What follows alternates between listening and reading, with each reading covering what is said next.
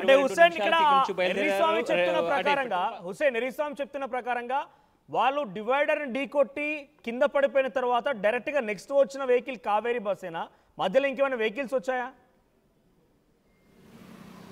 అంటే మనకు విజువల్స్లో ఎక్స్క్లూజివ్గా మనం చూస్తూ ఉన్నాము. ఆ తర్వాత కూడా కొన్ని వాహనాలు వెళ్ళినట్టు మనకు తెలుస్తుంది. అయితే అప్పటికీ ఆ ప్రమాదం జరిగినట్లు మనం కనిపించడం లేదు. అయితే ఆ తర్వాత వెంటనే ఈ 22 నిమిషాల నుంచి 26 నిమిషాల వరకు ఇక్కడ ఉన్నాడు. ఆ తర్వాత వెళ్ళినటువంటి అంటే 2 గంటల 40 నిమిషాల ప్రాంతంలో ప్రమాదం జరిగినట్లు ప్రాథమికంగా అంచనాకు వచ్చారు. ప్రమాదం జరిగినటువంటి సమయంలో అక్కడ వాహనాన్ని కూడా పక్కకు తీసేటువంటి ప్రక్రియను అయితే చూశారు. అయితే ఘటన జరగడానికి కారణం వెనుక వెళ్ళినటువంటి వెహికల్స్, అంటే ఇక్కడ 2 దారులు ఉన్నాయి. ఒకటి షార్ట్ రూట్లో వెళ్ళడానికి ఉలిందకొండ మార్గంలో హైవే కాకుండా భారీ వాహనాలు అయితే హైవేలో వెళ్తాయి, చిన్న వాహనాలు కానీ లేకపోతే ఇక షార్ట్ రూట్ దగ్గరగా వెళ్ళాలంటే అంటే హైవేలో వెళ్తే ఒక 4 కిలోమీటర్లు అదనంగా వస్తుంది. ఇటు గ్రామంలో నుంచి వెళ్తే అటు ఉలిందకొండలో నుంచి వెళ్తే మాత్రం 4 కిలోమీటర్ షార్ట్ అవుతుంది. అంటే ఎవరైనా వాహనాలు ఇటు వెళ్ళిపోయి ఉండొచ్చు. అయితే ఆ తర్వాత వెళ్ళినటువంటి కావేరీ వాహనము చూసుకోకపోవడము, ఒకసారిగా భారీ స్థాయిలో వర్షం పడుతూ ఉండడంతో ఆ డ్రైవర్కి రోడ్డు మీద పడి ఉన్నటువంటి వాహనం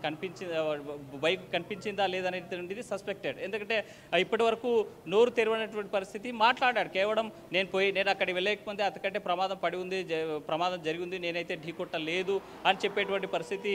అది పోలీసు అదుపులో ఉన్నటువంటి లక్ష్మయ్య కావచ్చు, లేకపోతే 26 ఏళ్ళ యువకుడు ఎవరైతే ఉన్నారో అతను కూడా చెప్పేటువంటి పరిస్థితి. దాని ఆధారంగానే పోలీసులు కేసు దర్యాప్తు చేస్తున్నటువంటి పరిస్థితి అయితే తాజాగా కనిపిస్తుంది. ఎర్రిస్వామి చెప్పినటువంటి ప్రత్యక్ష సాక్ష్యమే ఈ కేసులో కీలకంగా మారబోతుంది. ఈ ప్రమాదానికి కారకులు ఎవరు, కావేరీకి సంబంధించినటువంటి డ్రైవరా, లేకపోతే ప్రమాదవశాత్తు వీళ్ళు తాగి వెళ్ళేటువంటి క్రమంలో పడిపోయినటువంటి వీరే స్వయంగా కారకుల అనేటువంటి దానిపైన పోలీసులు తేల్చాల్సినటువంటి దీని మీద పూర్తి స్థాయి ఇన్వెస్టిగేషన్ చేస్తున్నారు పోలీస్ అధికారులు. అయితే దీన్ని దర్యాప్తు చేస్తున్నటువంటి పరిస్థితి అయితే స్పష్టంగా కనిపిస్తుంది. ఎర్రిస్వామి చెప్పేటువంటి స్టేట్మెంటే కీలకం కాబోతుంది ఈ ప్రమాదానికి గల కారణాలపైన. మరోవైపు ఈ బస్సు డ్రైవర్స్ ఎవరైతే ఉన్నారో వాళ్ళు ఇచ్చినటువంటి ప్రాథమిక సమాచారం ఎక్కడైనా ఆ వాహనానికి సంబంధించి కూడా హెడ్ లైట్ లేదు, వాళ్ళు వెళ్ళేటువంటి 2 వీలర్ కి హెడ్ లైట్ లేదు. అంటే అంతకంటే ముందు ఏదైనా యాక్సిడెంట్ జరిగిందా? జరిగిన సంఘటన ఇక్కడైనా హెడ్ లైట్ లేకుండా నైట్ టైంలో ట్రావెల్ చేస్తున్నారు, దాని విషయం పైన పోలీసులను విచారించారా? అంటే కేవలము హెడ్ లైట్ లేకుండా right side or left side ఉన్నటువంటి ఈ ఇండికేటర్స్ ఏవైతే ఉన్నాయో ఆ ఇండికేటర్స్ మాత్రమే తను వేసుకొని పోతున్నట్టు తెలుస్తుంది. ఎందుకంటే చిమ్మ చీకటి, మరోవైపు మధ్యరాత్రి దాటినటువంటి సమయం, ఇంకోవైపు కారు మేఘాలు కమ్మేసినటువంటి సమయం, వర్షము జోరు వాన కురుస్తున్నటువంటి సమయం. కాబట్టి ఆ చీకట్లో ఎవరు ఏ వాహనం కనిపించదు, కేవలము ఇండికేట్ మాత్రమే రైట్. ఇక్కడ మీరు విజువల్లో చూస్తున్నారు లెఫ్ట్ సైడ్ దాంట్లో 2 గంటల 24 నిమిషాల సమయానికి పెట్రోల్ పంపులో శివశంకర్ ఫ్యూయల్ నింపుకోవడం మనం చూస్తున్నాం. ఆ తర్వాత 2 గంటల 39 నిమిషాల సమయానికి మీకు ఆరో మార్క్ కనిపిస్తోంది.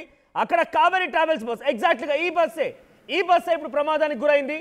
అయితే మొదటి బాక్స్ లో కనిపించే శివశంకర్ 13 నిమిషాల తర్వాత అక్కడి నుంచి ఆయన వెళ్ళిపోవడం, డివైడర్ని ఢీ కొట్టడం, అక్కడే శివశంకర్ మరణించడం, శివశంకర్ మిత్రుడు ఎర్రిస్వామి కొంచెం దూరంగా పడిపోవడం, ఆ తర్వాత ఆయన మళ్ళీ లేచి శివశంకర్ మరణించడం చూసి వెంటనే ఆయన బైక్ని పక్కకు లాగేందుకు, రోడ్డు మధ్యలో ఉంది, పక్కకు లాగేందుకు ప్రయత్నం చేయడం. సో ఇదంతా జరిగిపోయింది 13 నిమిషాల్లోనే మొత్తం అంతా జరిగిపోయింది. వెంటనే అక్కడికి వీళ్ళు వెళ్ళి అక్కడ కింద పడిపోవడం, వెనకాలే వచ్చిన ఆ కావేరీ ట్రావెల్స్ బస్సు డ్రైవర్ ఆ పడిపోయినటువంటి బైక్ పై నుంచి ఆ వాహనాన్ని తీసుకెళ్లడం.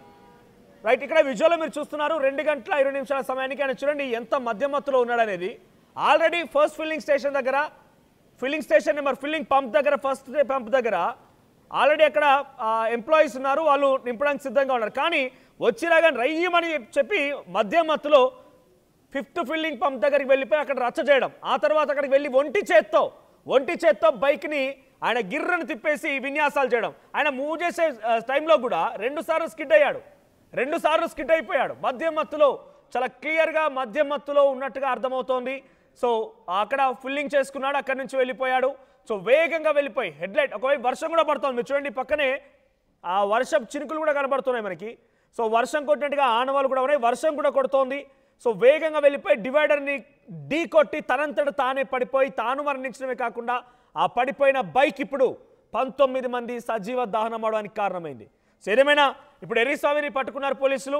దీంట్లో బస్ డ్రైవర్ నిర్లక్ష్యం కూడా చాలా క్లియర్ కనబడుతోంది. కింద బైక్ పడిపోయింది, అవతల వైపు బైక్కి హెడ్ లైట్ లేకపోయినా పడిపోయిన బైక్ కనిపించలేదా అని అంటే హెడ్ లైట్స్ ఉన్నాయి బస్కి, డ్రైవర్ ముందు డెఫినెట్గా రోడ్డు చూడాలి. రోడ్డు పైన మనిషి ఎర్రీసామ్ అనే వ్యక్తి బైక్ని పక్కకి లాగుతున్నాడు, మనిషి కనిపించలేదు, బైక్ కనిపించలేదు. ఇక డ్రైవర్ నిర్లక్ష్యం చాలా క్లియర్గా కనబడుతోంది. సో ప్రస్తుతానికి ఆ విజువల్స్ అన్ని కూడా ఎక్స్క్లూజివ్గా ఆర్టీ మీకు చూపించే ప్రయత్నం చేస్తోంది. సో పోలీసులు కూడా ఇదే కోణాలు విచారిస్తున్నారు. ఎర్రీస్వామి విచారించారు. ఎర్రీస్వామి చెప్తున్న వివరాల ప్రకారంగా 2 యాక్సిడెంట్లు జరిగాయి. ముందుగా మేము డివైడర్ని ఢీకొట్టి మాంతరం మేము పడిపోయాము. రెండో బస్సులో ఇక్కడ రెండోసారి బస్సు వచ్చి మమ్మల్ని ఢీకొట్టింది. బస్సు కూడా ప్రమాదానికి గురైంది. సో 13 నిమిషాలు. సో 2:39 ఎగ్జాక్ట్గా 2:24 and 2:39 ఈ టైం గుర్తుపెట్టుకోండి. 2:24కి శివశంకర్ ఆ పెట్రోల్ పంప్ దగ్గరికి వచ్చి పెట్రోల్ ఫిల్ చేయడం కోసం వచ్చాడు. 2:39కి ఆ బస్సు ఆ పెట్రోల్ పంప్ సీసీటీవీ విజువల్లో రికార్డ్ అయిన దృశ్యాలు ఇవి. ముందు నుంచి వి కావేరి ట్రావెల్స్ బస్ వెళ్తోంది. సో 2:24 and 2:39 13 నిమిషాల వ్యవధిలోనే జరగాల్సినంత జరిగిపోయింది. పెద్ద ప్రమాదం జరిగింది. అగ్ని ప్రమాదంలో 19 మంది సజీవ దహనమయ్యారు. మీరు చెప్పండి, ఇప్పుడు ఎవరు కారణం? ఈ ప్రమాదానికి కారణం ఎవరు? శివశంకర్ మద్యం మత్తులో సేవించి డివైడర్ని తనంతట తాను ఢీకొని అక్కడ బైక్ ఆగిపోయినందుకు ఆయన దీనికి ప్రధాన కారణమా? లేదా అంతా చూసి ముందు హెడ్లైన్స్ ఉన్నాయి, ఆ హెడ్లైన్స్లో డెఫినెట్గా ఆ వెహికల్ కనిపిస్తుంది. రోడ్డు పైన ఎర్రిస్వామి కూడా బైక్ని లాగుతున్నాడు. ఒకేసారి బైక్ని ఢీకొట్టింది. అది రోడ్డు పైన ఉన్నా బైక్ని ఢీకొట్టినా కూడా ఆ శబ్దం వస్తుంది. ఆ శబ్దానికైనా ఆపాల్సింది. కానీ ఏది చాలదన్నట్టుగా ఇక తోసుకుంటూ వెళ్ళిపోదామని చెప్పి డ్రైవర్ నిర్లక్ష్యం కూడా చాలా క్లియర్ కనబడుతోంది. సో మీ అభిప్రాయం ఏంటి? ఈ ప్రమాదంలో ప్రధాన కారణం ఎవరనుకుంటున్నారు? కామెంట్ చేయండి. మా ప్రతినిధి హుసేన్ ఉన్నారు. హుసేన్, ఇక్కడ సీసీటీవీ విజువల్స్లో వెరీ ఫస్ట్ ఆన్ ఆర్టీవీ ఎక్స్క్లూజివ్గా మనం ఆ సీసీటీవీ ఫుటేజ్ని చూపించే ప్రయత్నం చేస్తున్నాం. దాంట్లో 13 నిమిషాల వ్యవధిలోనే జరగాల్సిన ప్రమాదం మొత్తం జరిగిపోయింది. సో ఇప్పుడు డ్రైవర్ ఏం చెప్తున్నారు అంటే, బస్ డ్రైవర్ ఏమంటున్నాడు? ఆయనకి ఆ బైక్ కనిపించలేదా? బైక్తో పాటుగా పక్కనే ఎర్రిస్వామి కూడా బైక్ని పక్కకి లాగుతున్నానని చెప్తున్నాడు. వీళ్ళెవరు కనిపించలేదా?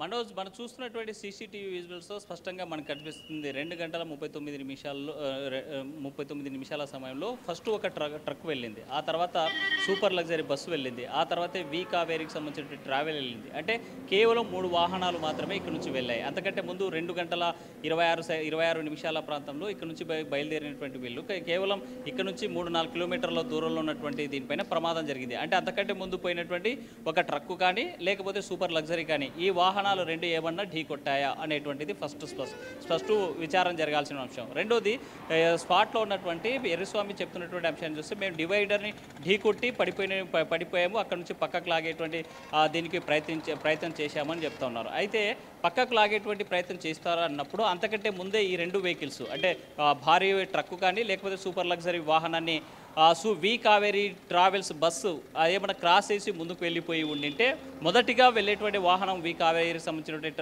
వాహనమే కాబట్టి అక్కడ తప్పనిసరిగా ఒకవైపు చీకటి, మరోవైపు వర్షము, ఇంకోవైపు ఏం జరుగుతుందనేటువంటిదే అక్కడ కనీసం లైటింగ్ కూడా లేనటువంటి నేపథ్యంలో ప్రమాదం జరిగింది. అయితే దీన్ని వెనకగా వచ్చినటువంటి వి కావేరికి సంబంధించినటువంటి ట్రావెల్స్ స్పష్టంగా ఢీ కొట్టిందని చెప్పొచ్చు.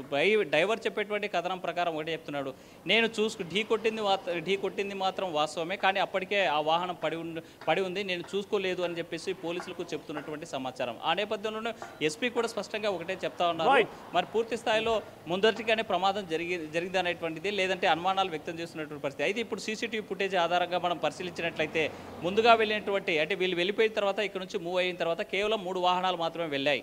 3 వాహనాలు, ఒకటి ట్రక్కును, ఒకటి సూపర్ లగ్జరీ బస్సును, ఆ తర్వాత వి కావేరి బస్సు వెళ్ళింది. అయితే ఈ రెండు వాహనాలని క్రాస్ చేసి వి కావేరి బస్సు వెళ్ళింటే ఎగ్జాక్ట్లీగా అక్కడ రోడ్డు ప్రమాదంలో గాయపడినటువంటి తన ఫ్రెండ్ని పక్కకి నెట్టి రోడ్డుపై ఉన్నటువంటి బైక్ని తీసేటువంటి క్రమంలో గుద్దినట్టు మనకి ఢీ కొట్టినట్టు తెలుస్తుంది. ఒకవేళ అక్కడ జరిగేటువంటి క్రమంలో ఢీ కొట్టినటువంటి క్రమంలో ఇతను స్థానికంగా అంటే ఎర్రిస్వామి స్పాట్లో ఉన్నటువంటి ఎర్రిస్వామి అప్పుడు లాగుతున్నాడా లేకపోతే సైడ్ అయ్యాడా అనేటువంటిది విచారణ జరగాల్సినటువంటి అంశం. ఒకవేళ లేదు, బస్సు ప్రమాదం జరిగిన తర్వాత కూడా బస్సు డ్రైవర్తో పాటు ఎర్రిస్వామి కలిసి లాగేటువంటి ప్రయత్నం చేసి ఉంటే అక్కడ ఏం జరిగిందనేటువంటిది మాత్రం ఇంకా మనకి పూర్తి స్థాయిలో దర్యాప్తులో బయటికి రావాల్సిన విషయాలు. Manoj, thank you Hussain. మొత్తంగా అక్కడ మనిషి కనిపించలేదు, బైక్ కనిపించలేదు. మరి డ్రైవర్ ఏం చూస్తూ నడుస్తున్నాడు? ముందు వాహనాన్ని చూస్తున్నాడా, లేదంటే ఫోన్లో ఆ నైట్ టైంలో ఆల్రెడీ మెయిన్ డ్రైవర్ పడుకున్నాడు కాబట్టి ఫోన్ ఆపరేట్ చేస్తున్నాడా?